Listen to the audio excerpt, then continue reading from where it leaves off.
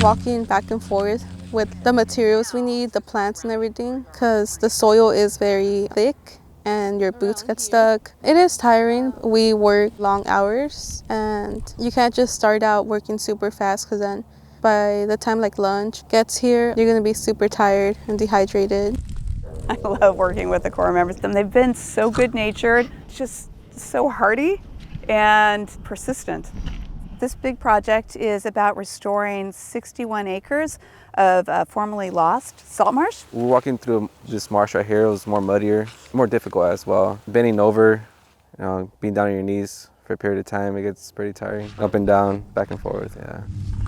Our goal out here is to make the land better for native plants and native animals. Makes me feel like very accomplished. It's not just like planting, it's helping out the environment and the wildlife.